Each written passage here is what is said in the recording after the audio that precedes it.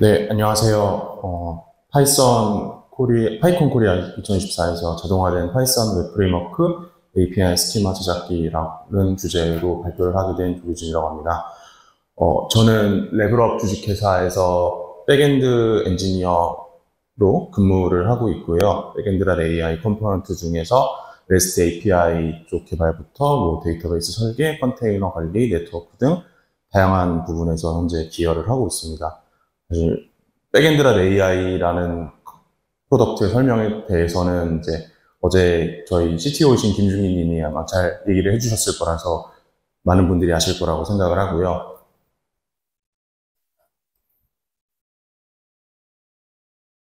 네, 백엔드.ai는 이제 여러 가지의 마이크로 서비스로 이루어진 컴포넌트인데요. 그 중에서 이제 백엔드.ai 매니저라고 하는 컴포넌트가 일종의 API 서버 역할을 맡고 있습니다. 그래서 백엔드.ai는 모든 파이썬 컴포넌트가 어싱크.io 테크닉을 기반으로 작동을 하고 있고요. 그래서 백엔드.ai 매니저의 API 서버 또한 AI HTTP를 기반으로 해서 REST 서버 그리고 GQL API 서버 두 가지 스키마의 API 서버를 운영을 하고 있습니다. 네. 사실 이런 고민을 2024년인 지금은 크게 할 필요가 없는데요. 왜냐면은 내가 어싱크.io로 무언가를 만들고 싶다라고 하면은 그냥 별로 고민을 할 필요 없이 패스트 API를 선택을 하면 돼요. 네.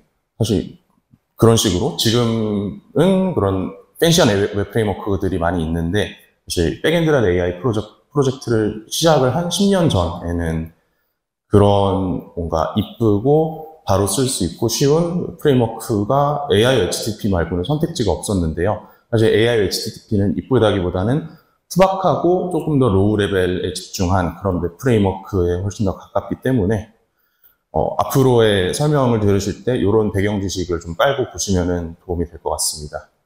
그래서 이런 거를 깔아놓고 생각을 하면은 그동안 백엔드.ai 매니저의 API를 개발을 할 때에 레벨업 팀에서의 공통적인 개발 프로세스는 API 문서라는 게 뭔가 자동화되어서 API 핸들러를 내가 만들었다고 해서 그게 자동으로 바로 생성이 되는 게 아니라 이 API를 만든 코드의 오너가 API 문서 별개의 이제 문서 파일에다가 따로 채워넣는 식이었어요. 그래서 API를 만들 때 한번 채워넣고 API를 수정하거나 그래서 리퀘스트 리스폰스 스키마가 바뀌거나 동작이 바뀌거나 이런 변경사항이 있을 때마다 본인이 수동으로 문서를 수정을 하는 방식이었는데요.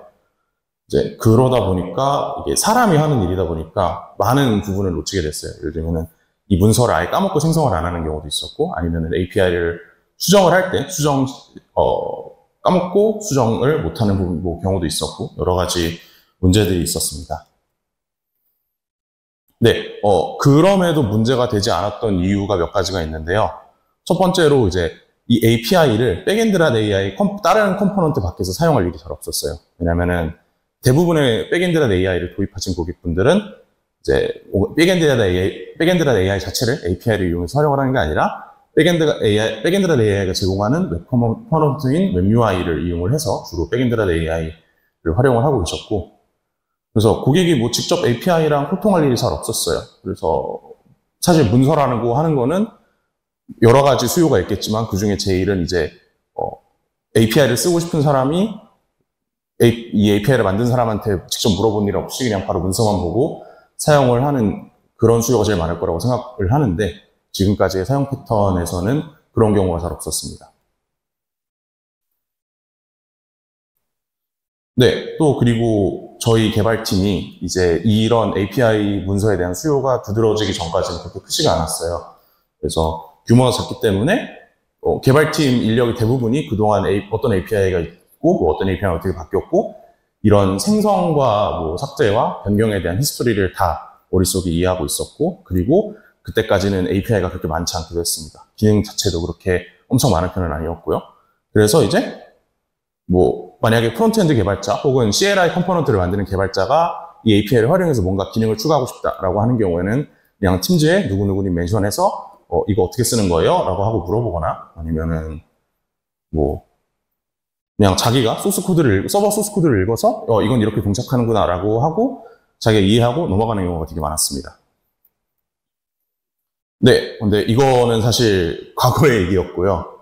이제 시간이 지나고 사실 10년이면 강산도 변한다고 하는데 그런 것처럼 백엔드라 AI에 백엔드라 AI에 뭔가를 요구하는 그런 고객들의 패턴이 달라지기 시작했어요.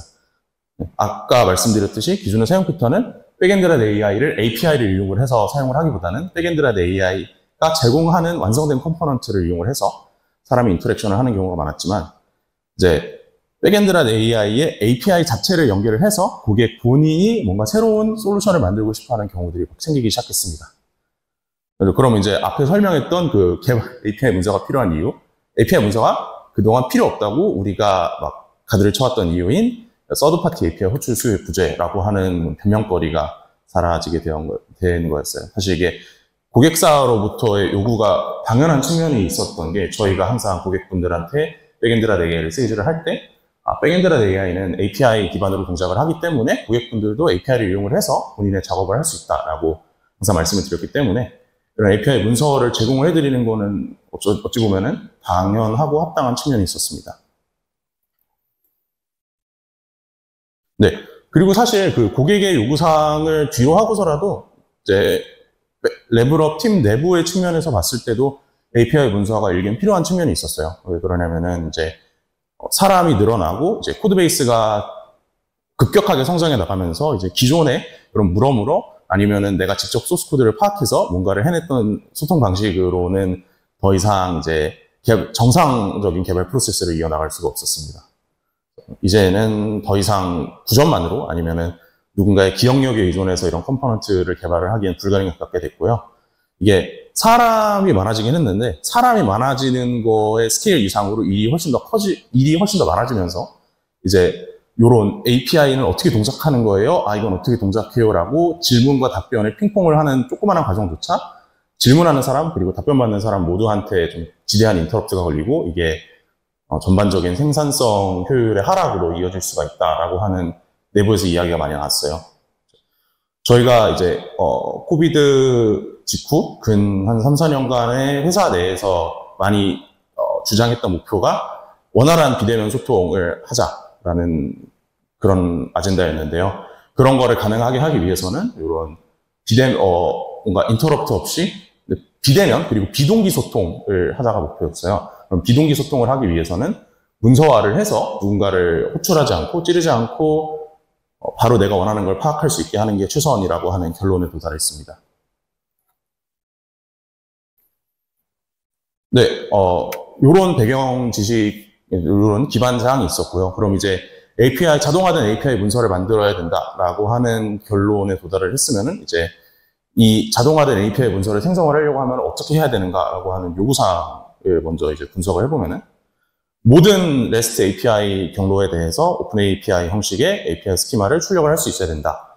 뭔가 사람의 손이 타지 않고 그냥 명령 하나만 실행을 하면은 바로 그 JSON 형식의 오픈 API 스키마가 나와야 되는 그런 요구사항이 있었습니다. 그래서 그러면서도 기존에 우리가 만들어놨던 수많은 백엔드라 AI의 REST API 코드베이스는 최대한 수정을 하지 않고 이런 것들이 가능을 해야겠어요. 왜냐면은 백엔드라 AI의 지금의 코드베이스의 크기는 매우 크고 여기서 그러니까 일반적인 예를 들면은 함수 선언하는 걸 바꾼다거나 그런 하나의 변화, 조그마한 변화만 해도 이게 100개가 가까이 되는 REST API 핸들러들에게 모두 영향을 미치게 되고 그러면은 어떤 부작용이 발생할지 저도 저희 CTO님도 우리 모두 예측을 할 수가 없었습니다.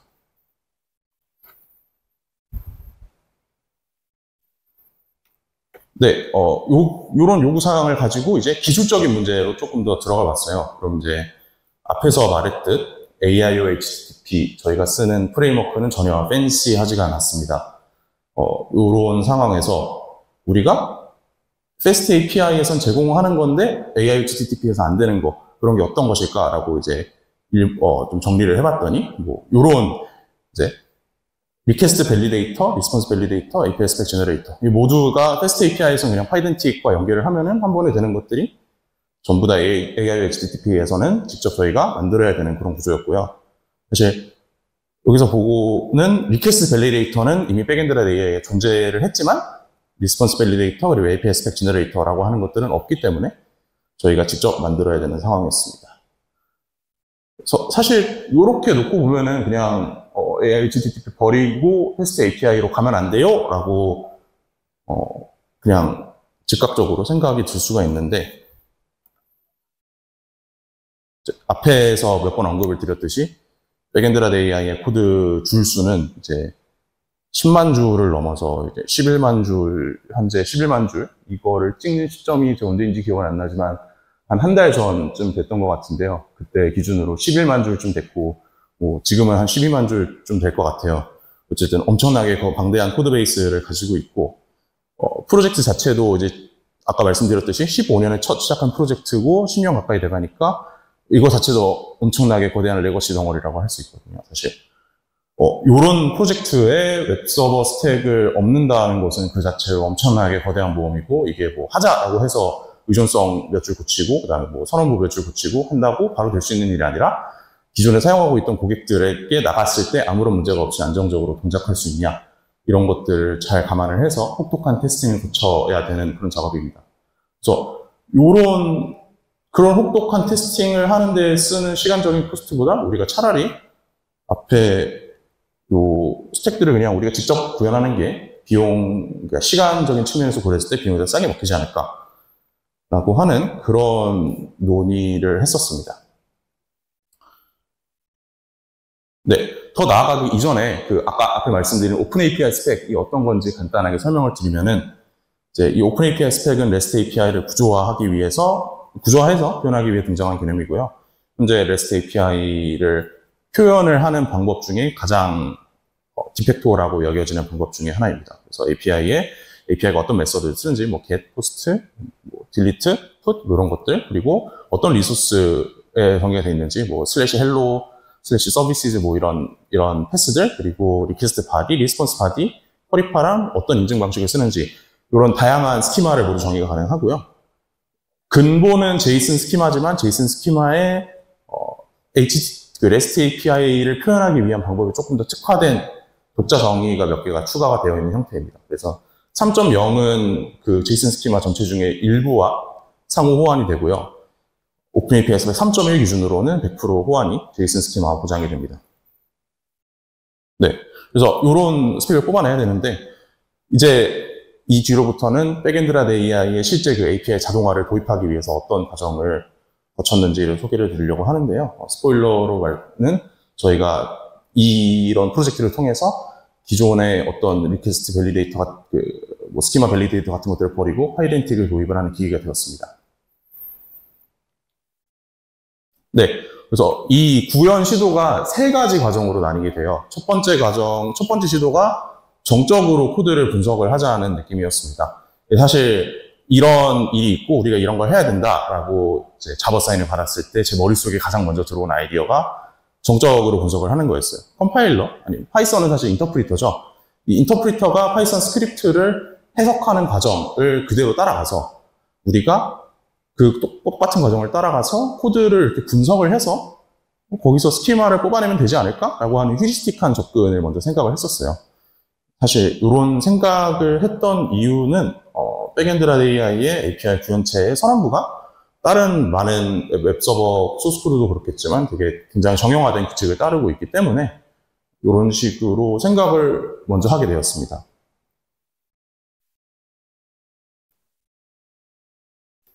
네, 그래서 백엔드라 AI의 실제 코드인데요. 코드 중에 이제 요게 백엔드라 AI의 API 핸들러의 리퀘스트 밸리데이터, 뭐 계실 경우에는 쿼리 파람, 이제 이 API 핸들러에서 어떤 내용을 클라이언트로부터 기대하고 그런 스펙들을 정의를 해주는 거를 도와주는 데코레이터에 대한 소스 코드입니다. 그래서 뭐 get을 요청을 할 때는 쿼리 파람에 대한 리퀘스트 스펙을 여기다가 담고, 혹은 포스트로 요청할 때는 리퀘스트 바디에 대한 스펙을 여기다 담고 이런 식으로 작동을 하게 됩니다. 그래서 이런 체크 API 파람즈라고 하는 함수가 데코레이터 형식으로 모든 백엔드라 AI의 API 핸들러, REST API 핸들러에 모두 붙게 되고요. 체커라고 하는 아규먼트에는 트라파렛이라고 하는 스키마 밸리데이션 라이브러리에 스키마 정의가 들어가게 됩니다.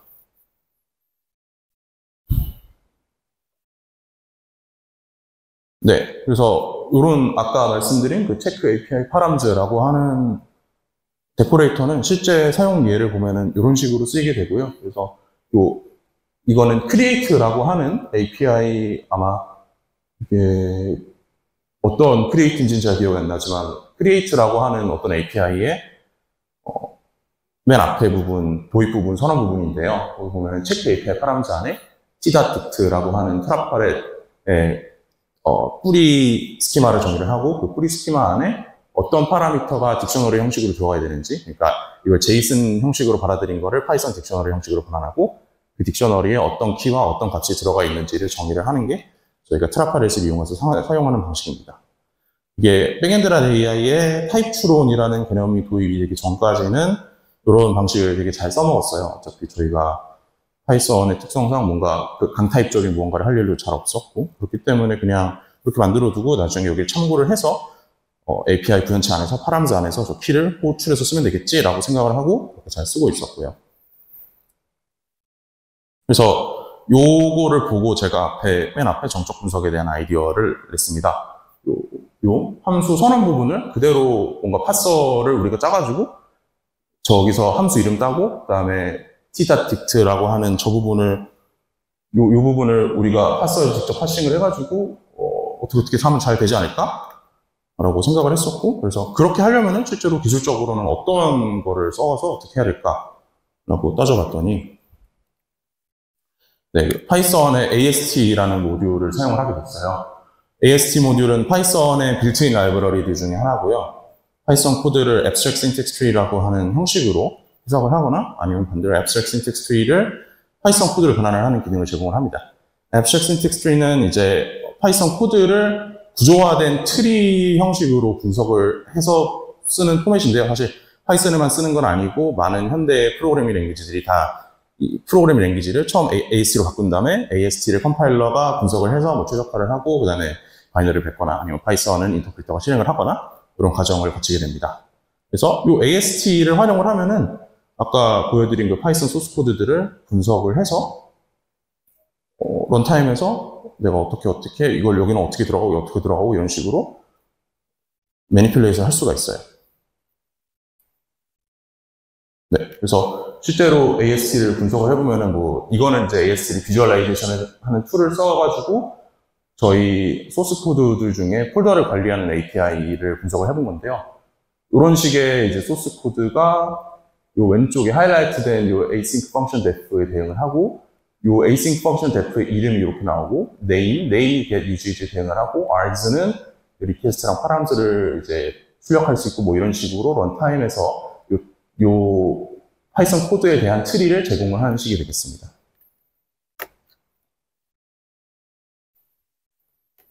네, 그래서 계획은 이런 기술적인 연구를 했으니까 이걸 실제로 만들어 보려면 계획은 이렇게 돼 있어요. 이제 원대한 꿈이었습니다.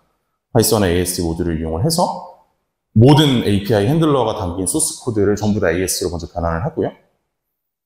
그리고 AST를 좀 더 쉽게 트래버서를 하기 위해서 XML로 다시 변환을 합니다. AST를 XML로 변환하는 거는 지원이 되고요. 그래서 그런 그 XML을 우리가 XML의 쿼리 셀렉터를 이용을 해서 정형화된 XML 패스를 따라서 모든 핸들러의 구조를 순회를 하면서 이런 함수명과 리퀘스트 바디, 뭔가 정의된 경우, 왜냐면은 백엔드란 AI REST API 중에는 파라미터를 받는 거 없이 그냥 리퀘스트를 하는 것만으로 동작을 하는 경우도 있기 때문에 리퀘스트 바디가 꼭 필요한 건 아니기 때문에 리퀘스트 바디가 제공된 경우에만 리퀘스트 바디를 파싱을 하고 아니면은 이 API는 리퀘스트 바디를 요구하는 API가 아닙니다 라고 API 스키마에 기록을 해두기로 했고요. 그래서 이렇게 해서 코드를 뚝딱뚝딱 만들어 봤더니 네, 코드는 좀 뒤에 나오고요. 이제 이렇게 다 해서 만들었어요. 만들어서 실제로 실행을 해보니까 장점이 엄청 빨랐습니다. 왜냐하면은 그냥 엔터를 한번 하면은 얘가 이 자체가 뭔가 파이썬 코드를 해석하는 해석기가 돼서 쫙 본 다음에 그냥 1초 안에 제이슨 스키마가 딱 하고 튀어나왔어요. 굉장히 빨랐습니다. 그냥 이 자체가 하나의 파서가 됐기 때문에 당연히 이 코드를 우리가 동적으로 실행을 할 필요가 없고 그렇기 때문에 얘가 의존하는 뭐 의존 누성 패키지 엄청 많거든요. 그런 것들을 전부 설치할 필요가 없었고요. 네, 빨랐는데요. 이제 원래 빠르면 장땡 아닌가요? 라고 할 수 있지만 정말 그럴까요? 그렇지 않았습니다. 네, 실제로 이제 그 코드 구현부를 보면은 이런 식의 말도 안 되는 XML 패스들이 엄청 많이 존재를 했어요. 네, 이런 코드들이 도배가 됩니다. 이게 시작이고요. 뒤로 가면은 더 흉악하게 생긴 코드들이 더 많이 보입니다. 뭐 이런 것도 있고, 이제 저도 못 읽겠어요. 이거 제가 짰지만 전혀 못 읽겠고요. 이런 것도 있고, 이런 것들이 말 그대로 코드베이스에 도배가 되기 시작을 했어요. 네, 그거를 보고 제가 짰지만 저도 이렇게 머리가 터지는 상황이 발생을 했고요. 네, 아까 빠르다라는 장점이 있었지만 빠르다 빼고는 모든 게 단점이었습니다. 이게 다 짜고 보니까 이 코드 자체가 유지보수라는 거를 뭐 유지보수가 잘 되냐 안 되냐를 떠나서 유지보수 자체를 논할 수가 없는 수준의 말도 안 되는 코드가 탄생을 했고요. 그래서 이게 사실 작업 자체가 엄청난 노가다성입니다. 왜냐면은 API 선언부를 기준으로 위로 얼마를 가서 뭐 오른쪽에 몇 개 있는 걸 찾고 그 다음에 다시 또 돌아와서 밑으로 어디 있는 걸 찾고 뭐 이런 식으로 어떤 특정한 앵커 포인트의 뭐 상대적인 경로들만을 중심으로 이제 패스가 선언이 되다 보니까 끝없이 상대적인 경로들이 이제 패스에 들어가게 됐고요. 그러다 보니까 이걸 도저히 읽을 수가 없는 코드가 탄생을 하게 됐고, 그리고 또 이제 이 API 이러한 분석 자체가 휴리스틱한 부분이라고 잠깐 말씀을 드렸는데, 그러면 어떤 특정한 사유로 인해서 불가피한 사유로 인해서 백엔드란 AI의 API 코드 선언하는 뭐 코딩 스타일이 바뀌었다거나 그러면은 이런 방식들이 전부 다 깨지고 다시 새로 설계를 해야 되는 상황이 발생을 할 수가 있었어요. 그래서 이런 아이디어는 그냥 짧게 부트스트래핑하고 그냥 쓰레기통으로 들어가서 다시는 안 보는 쪽으로 저희가 합의를 했습니다. 첫 번째 시도가 그랬고요. 두 번째 시도는 그래서 동적인 분석으로 가기로 조금 방법을 바꿨습니다. 앞에 아이디어는 이제 코드를 우리가 파이썬 인터프리터가 된 것처럼 읽어드려서 분석을 하는 그런 식이었다고 하면은, 두 번째 아이디어는 이제 실제로 이 서버를 우리가 띄워보는 거예요. 서버를 띄운 다음에 이것이 뭐 서버에서 뭐 실제로 요청을 내리지 않고 그 서버가 띄워 있는 상태에서 서버 인스턴스를 파이썬에서 동적으로 분석을 해서 API 서버에 대한 정보를 추출을 해보자는 아이디어가 나왔습니다. 생각을 해보면은 API 서버가 만약에 정상적으로 실행이 되었다고 하면은 우리가 아까 그 정적으로 파악하려고 시도했던 모든 정보가 그냥 그 AI와 HTTP의 특정 객체 안에 이쁘게 잘 담겨져 있지 않을까라는 생각을 했었어요. 그래서 그 객체를 뜯어보기로 했습니다. 그게 이제 AI HTTP 어플리케이션이라는 객체고요. 이 객체는 백엔드 AI 매니저의 API 핸들러들의 엔트리 포인트 같은 역할을 합니다. 그래서 모든 백엔드 AI의 API 핸들러들, REST API 핸들러들이 이 객체 아래에 관리가 되고요. 네, 그래서 이 객체의 내부 구현 소스 코드도 뜯어보고, 뭐, 디버거 붙여가지고 이것저것 클릭해보고 하니까 어떤 내부의 어떤 리스트 프로퍼티, 프라이빗 프로퍼티 안에 이 예상했던 것처럼 모든 라우트에 대한 정보가 이쁘게 담겨져 있더라고요. 그래서 요 리스트 프로퍼티 안에 각 리스트 프로퍼티들이 이제 라우트라고 하는, 라우트 뷰라고 하는 클래스의 객체로 선언이 돼 있고, 요 객체 안에 라우트 핸들러 함수에 대한 레퍼런스, 그리고 어떤 메소드로 선언이 됐는지, get, post 같은, 그리고 어떤 패스에 선언이 됐는지, 뭐 기타 등등 그런 다양한 정보들이 많이 담겨져 있었습니다. 그래서 두 번째 방식은 그냥 요거를 순회를 하면서 위에서 분석했던 정보들을 뜯어오는 식으로 가기로 했어요. 그래서 아까 말씀드린 것처럼 요 다음 정보들을 이제 오픈 API 스킴대로 요 정보들을 수집을 하기로 했는데, 이제 요 리퀘스트 스킴이 사실 아까 말씀드린 정보 중에 리퀘스트 스킴은 요 라우트에서 우리가 찾아낼 수가 없는 정보였거든요. 왜냐하면 우리는 AI HTTP는 리퀘스트 스킴이라는 개념 자체가 없고, 우리가 그 리퀘스트 스킴을 밸리데이트하는 밸리데이터를 커스텀으로 만들었기 때문에 여기서는 당연히 그 정보를 라우트에는 당연히 그 정보를 찾을 수가 없었어요. 그래서 요 리퀘스트 스킴을 어떻게 찾아야 될까라고 고민을 했는데, 아까 우리가 커스텀 리퀘스트 밸리데이터를 만들었다고 했을 때 그 체크 API 파람즈라고 하는 함수 안에서 요런 한 줄을 추가를 해서 이 API 핸들러에다가 이 리퀘스트 스킴이라는 이름으로 애트리뷰트를 하나 입히기로 했어요. 그래서 애트리뷰트를 입혀서 아까 받았던 요 체커라고 하는 요 트라파렛 스키마를 펑션에 입혀가지고 나중에 이 펑션에 대한 레퍼런스가 있으면은 여기서 요 리퀘스트 스킴을 다시 꺼내가지고 쓸 수 있도록 살짝 이 코드를 수정을 거쳤고요. 그러면 이제 나중에 분석기가 분석을 했을 때 요 펑션에 대한 레퍼런스가 있다면은 요 리퀘스트 스킴도 꺼내서 쓸 수가 있을 거고, 그러면은 이거를 트라파렛을 제이슨으로 바꾸는 작업만 제이슨 스키마로 바꾸는 작업만 진행을 하면은 이쁜 API 문서가 나올 수가 있었습니다. 그래서 이런 식으로 먼저 트라파렛 데피니션을 순회를 하면서 이거를 제이슨 스키마로 바꾸는 작업하는 코드를 짰고요. 실제로 트라파렛에 아까 보여드린 그 트라파렛 예처럼 t.n이나 t.full, t.dit 같은 이제 다양한 타입을 정의를 하는 게 있는데, 그 타입을 정의를 하는 트라파렛 개별 타입에 대응하는 모든 제이슨 스키마 형식을 이렇게 만들어주게 되었습니다. 네.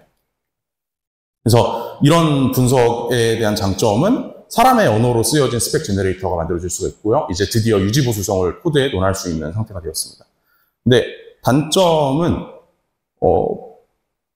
문서를 생성을 하기 위해서 백엔드랑 AI에 실제 의존하는 의존성을 먼저 설치를 하는 게 필요했고요. HTTP, AI 도커, 기타 수많은 툴들. 왜냐하면 실제로 서비스를 먼저 시행을 해봐야 되니까요. 근데 사실 따지고 보면은 느린 게 그렇게까지 페인 포인트가 아니었어요. 어차피 왜냐면은 이 API 문서를 작성하는 제너레이터가 실제로 우리 릴리즈 파이프라인에 들어가게 된다면은 어차피 이것도 뭐 CD 툴이 알아서 쓸 텐데 그 고장 몇 분 늘어나는 게 무슨 상관인가라는 생각을 했었고요.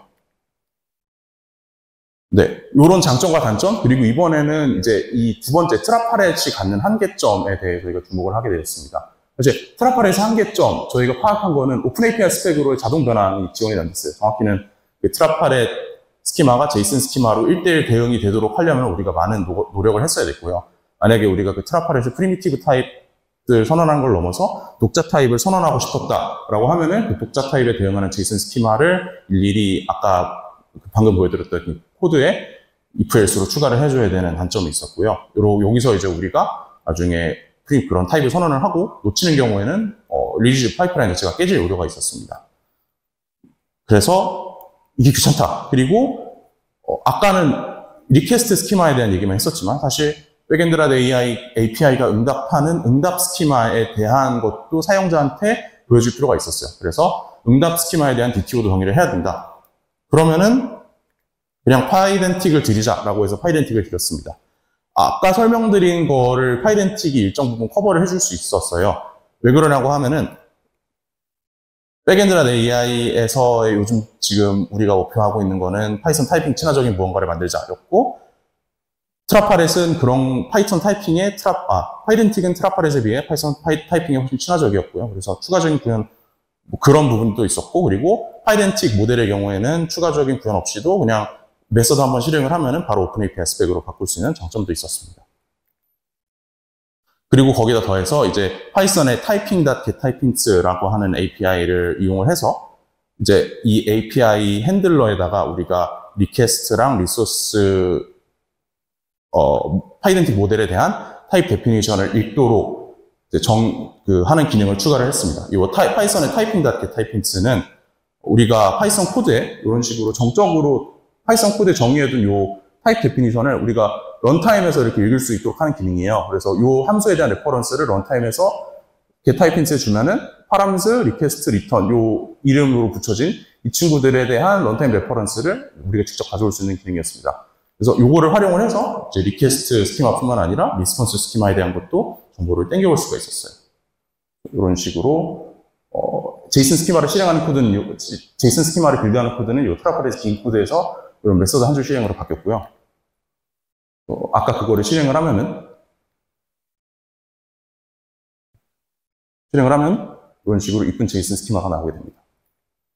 네, 그래서 이런 것들 자동화된 오픈 API 스펙을 게시를 할 수 있었고요. 백엔드랑 AI 매니저의 파이덴틱 도입을 하는 그런 성과를 얻었습니다. 이런 식의 이제 API 문서들이 이제 백엔드랑 AI의 새 릴리즈가 찍힐 때마다 자동 완성이 되게 되고요. 그래서 사용자가 어떤 게 바뀌었고, 어떤 게 추가됐고, 어떤 게 제거가 됐는지 인터랙티브하게 확인할 수가 있게 됐습니다. 근데 아직 보완할 점도 이제 좋은 점은 그거고요. 아직 보완할 점도 몇 가지 있는데, 이제 다양한 리스폰스 코드 정보를 알려줄 필요가 있고, 현재는 이제 이 API가 200 외에 어떤 리스폰스 코드를 응답을 하는지에 대한 정보가 아예 없어가지고 이런 것들도 추가를 해야 되고, 기존의 방대한 트라파렛 대비 트라파렛의 코드베이스를 전부 파이렌틱으로 이전해야 되는 아주 큰 과제가 있습니다.